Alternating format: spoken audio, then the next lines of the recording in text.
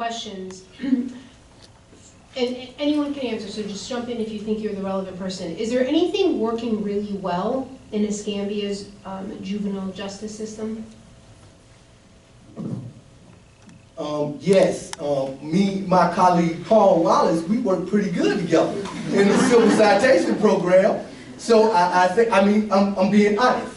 Paul is easy to talk to. Everybody, his staff is easy to talk to and work with my program. And I think he does the system a justice.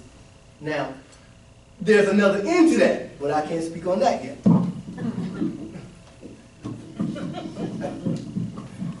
I think there's a lot of things that are working well.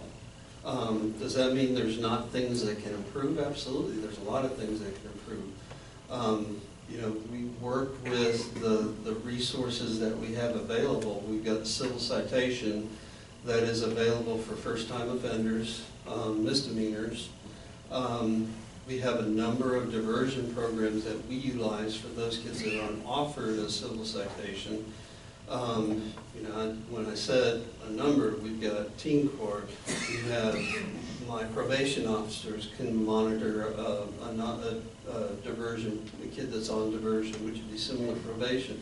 They can do advisement, which that's a judicial advisement would be where a case is filed with the courts. It proceeds to the judge, and the judge looks at the kid and says, I'm going to take that under advisement for a period of time. One of my staff would monitor them similar to probation, and then at the end of that period of time, if the child is successful, the judge will no pross the case, or dismiss the case. Judge doesn't no pross, it's the prosecutor that does. We have teen court that we utilize tremendously, both for civil citation and for diversion. And then you have a very limited number of probation officers that manage very large caseloads with kids that are on probation that do a phenomenal job. They do everything they can to try and make the kids successful. You don't come to work for this agency because you want to get rich. You come to work for this agency because you want to make an impact. And that's what the majority of my staff really actively seek to try and make the best impact with these kids, to set the best example for these kids that they can. So, you know, I would say yes, there are a number of things that are working well. I can kind of corroborate some of that. I know many of my staff members work with Paul's staff, with the kids that we see on our teams.